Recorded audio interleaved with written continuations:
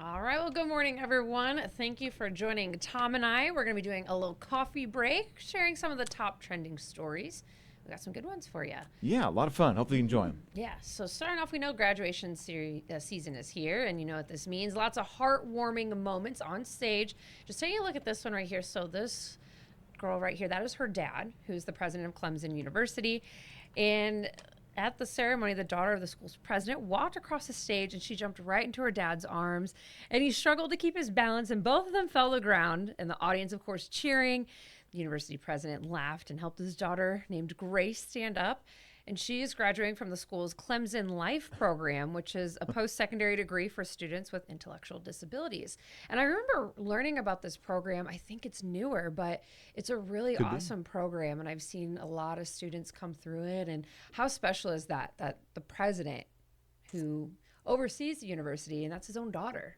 Yeah, that is cool. It's so cool. You know, when I first saw that, I thought, oh my gosh, like, holy smokes, he's taking this guy down to the ground. You're And then it all right. came out like, oh, it's his daughter and daughter. all these. Okay, so it's like, okay, it's kind of sweet. Because I didn't know that was his daughter at first. I thought it was just a really excited student. 'Cause, I Yeah. mean, anyone who graduates from school like that, it's a big accomplishment. College is hard, but knowing that that's his daughter makes it really, really special. Yeah, that's So, a nice story. And, you know, a lot of celebrations. A lot of folks having fun, of course, yeah. graduating. And this one, just some fun, just some excitement. I don't know. Oh, No yeah. pranks pulled there, but Yes. kind of overexcited. I always love seeing fun celebrations for graduations. It's always just so cool seeing all the accomplishments happen. And of course, when it's your family too, it just really tugs at the heartstrings even more for sure. Oh, yeah. Well, our next story, many of us who are Happy Gilmore fans, of course, we are here on Daybreak. We're talking about the alligator from who took Chubb's hands in the movie Happy Gilmore passed away. His name is Morris. He was the oldest alligator at the Colorado Gator Farm. So he was found in a backyard in LA many years ago. An illegal pet who got loose, and he was given to the only person in the city with right permits who happened to work in the film industry. And that's how Morris got many of his gator acting gigs. In addition to Happy Gilmore, he was in Dr. Dolittle 2, Interview with the Vampire, Eraser, and Blues Brothers 2000. They believe Morris was at least 80 years old, but he might have been Whoa. closer to 100.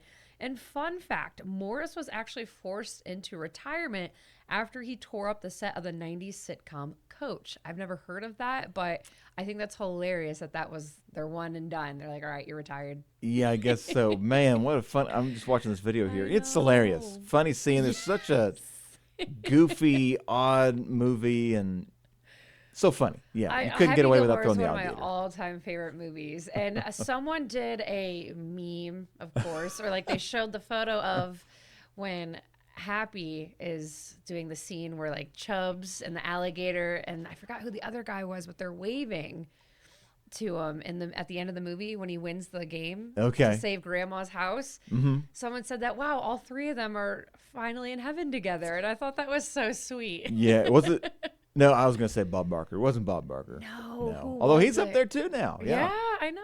Yeah, no Look kidding. at all of them, all reunited together. We love Man. to see it, but Funny though. Yeah. Okay. So that alligator, 80 years old. I didn't realize Right. alligators could live that long. I know. I Some wonder to if 100 like years. Wow. so that has to be a fake alligator right there, though, right? Oh, When well, he yeah, hits where it. he's Okay. putting the I was elbow like, in the wait, face. but this Yeah, is yeah, the real yeah. one. Okay, that one's Morris right there, right? That's Morris. Yep. Too funny. I love that movie. So great. Well, That's good. some other news here too. If you're planning a wedding, we have some good news for your wallet. I'm sure a lot of people are going to be happy to hear this. Wedding costs seem to be trending down. Wedding planning company The Knot found that last year the average price of a wedding was $33,000, which still is insane to me. Like That's a lot. That's a college tuition That's right not there. going down to the courthouse. Right, No, no, no. right.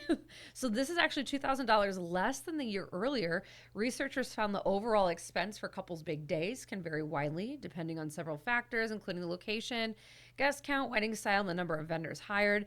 Catering costs averaged about $80 per plate last year, while flowers and a DJ averaged $27 and $1,700 respectively. So wild. I know. right. As I've gotten older, Wow. I'm 30 now. Eventually, when that big day is supposed to happen, I remember when I was little, I've always wanted the princess wedding because I was in my mom and my aunts.